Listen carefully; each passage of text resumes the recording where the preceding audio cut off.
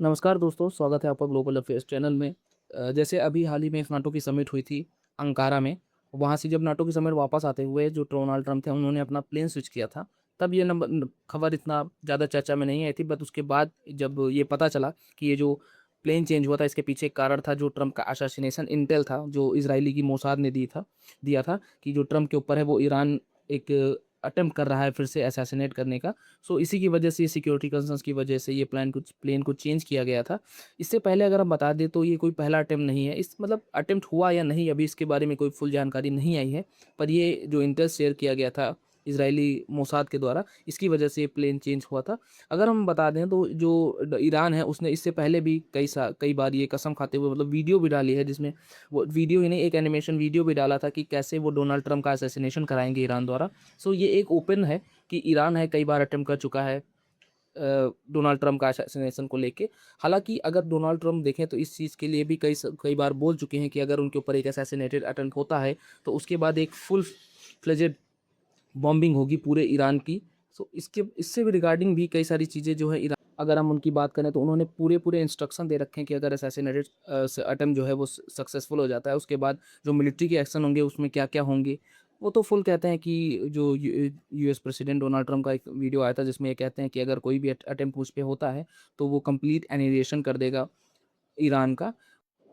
बहरहाल अगर हम देखें तो इस वक्त जो ट्रम्प हैं वो इस पूरे वॉर की एक नाजुक कड़ी हैं, क्योंकि अगर ट्रम्प के ऊपर कुछ भी होता है, अगर उनके ऊपर असैसिनेशन अटेम्प्ट भी होता है, अगर वो फेल होता है तो भी एक कंसिक्वेंसेस देखने को मिल सकते हैं। और अगर वो सक्सेसफुल हो जाता है और ट्रम्प की हत्या हो जाती है तो ये एक ट्रिगर पॉइंट होगा। जैसे अगर हम वर्ल्ड वॉर वन में देखें तो जो आर्कड्यूक फ्रांस थे उनके ऊपर असैसिनेशन अटेम्प्ट हुआ था और उनकी हत्या कर दी गई थी। उसी के बाद ये ट्रिगर पॉइंट माना गया और वर्ल्ड वॉर वन हमें देखने को मिला। सो ये हम ये नहीं कह सकते कि अगर ट्रम्प का असैसिनेशन होता है तो वर्ल्ड वॉर चालू हो जाएगा, पर स्थिति उस तरफ जाते हुए दिख रही है। हो सकता है कि ट्रम्प का असैसिनेशन फेल हो जाए, एंड थैंक गॉड, मैं यही चाहूँगा फेल हो जाए। पर अगर होता है तो ट्रम्प ने जो इंस्ट्रक्शंस दे रखे हैं उसके ऊपर, उसके तहत जो यूएस मिलिट्री है वो हैवी बॉम्बिंग करने वाली है ईरान के ऊपर। सो ये जो हैवी बॉम्बिंग होगी इसके कंसिक्वेंसेस होंगे। अब ईरान के अगर हम लोकेशन देखें तो ये ईरान है।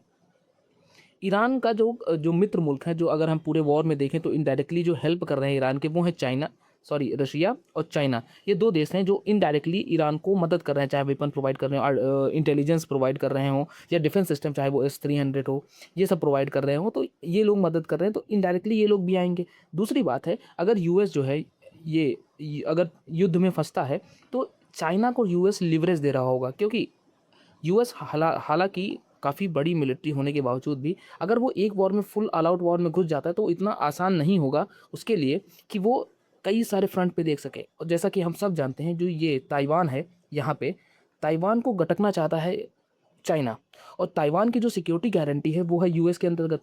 अगर यूएस यहाँ पे फंस जाता है पूरी तरीके से तो यूएस स्ट्रेच हो जाएगा कई सारी फ्रंट पे, क्योंकि वो यूक्रेन को सपोर्ट प्रोवाइड कर ही रहा है जो रशिया के साथ उलझा हुआ है। अगर ईरान में भी इसराइल के साथ उलझ जाता है तो वो कहीं ना कहीं इधर फेल हो जाएगा ताइवान को सिक्योरिटी देने में। और यही एक बेटर अपॉर्चुनिटी होगी चाइना के पास कि वो ताइवान को आक्रमण करके अपने अंदर ले सकता है। सो चाइना भी चाहेगा कि यूएस वॉर में उलझे, इसलिए उसको उलझाने के लिए पक्का है, अगर ईरान के ऊपर छोटा मोटा भी अगर स्ट्राइक की जाती है तो चाइना फुल्ली हेल्प करेगा ईरान को, ताकि यूएस उसी में उलझा रहे और उसके पास एक अपॉर्चुनिटी रहे कि वो ताइवान के ऊपर आक्रमण कर सके या ताइवान को फुल्ली अपने में मर्ज कर सके। जैसे हम सब जानते हैं जो वन चाइना पॉलिसी है, इसके तहत ताइवान को एक इंडिपेंडेंस देश नहीं माना गया है अभी कई सारे देशों में। अगर हम भी देखें तो इंडिया भी सिग्नेटरी है वन चाइना पॉलिसी का, और हम भी जो ताइवान को है वो एक इंडिपेंडेंट देश नहीं मानते हैं अभी।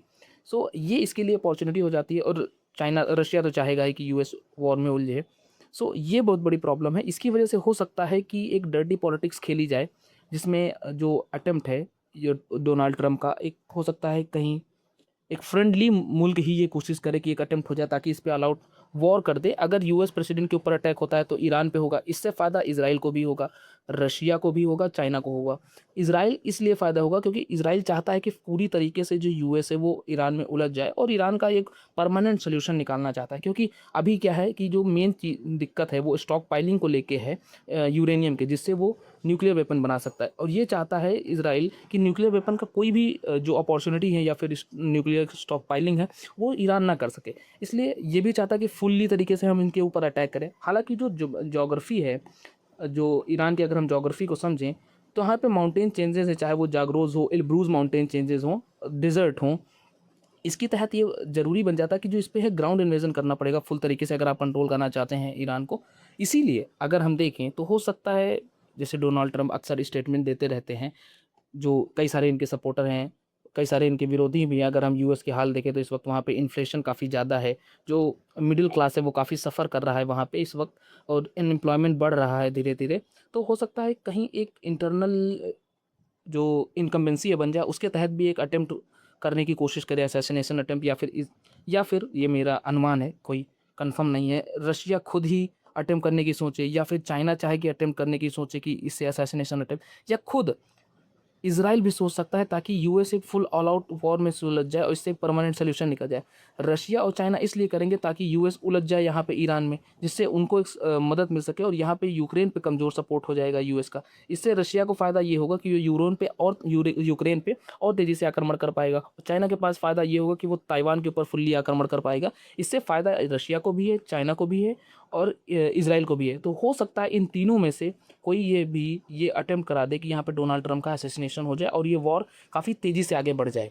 इसके हो पाने के चांसेस इतना ज़्यादा आसान नहीं है, क्योंकि सिक्योरिटी भी टाइट है और अलर्ट भी है जो यूएस प्रेसिडेंट है। सो अगर इससे जुड़ी कोई भी खबर आती है या फिर ऐसा असैसिनेशन अटेम्प्ट हो जाता है, तो एक डिफाइनिंग मूवमेंट होगा पूरी दुनिया के लिए, क्योंकि जो वॉर होगा बढ़ेगा और इससे इम्पैक्ट पूरी दुनिया को आएगा, चाहे वो क्राइसिस हो, फ्यूल प्राइसेस हों, या फिर इन्फ्लेशन हो, ऑल ओवर वर्ल्ड झेलेगा। और हम नहीं चाहते कि ऐसा कुछ इवेंट हो, पर देखते हैं आगे चल के क्या होगा। फिलहाल आपको उम्मीद करते हैं ये सब समझ में आया होगा, और आपको ये वीडियो पसंद आए तो इसको लाइक शेयर एंड सब्सक्राइब जरूर कीजिएगा। एंड मिलते हैं फिर नई वीडियो में, तब तक के लिए good bye and take care.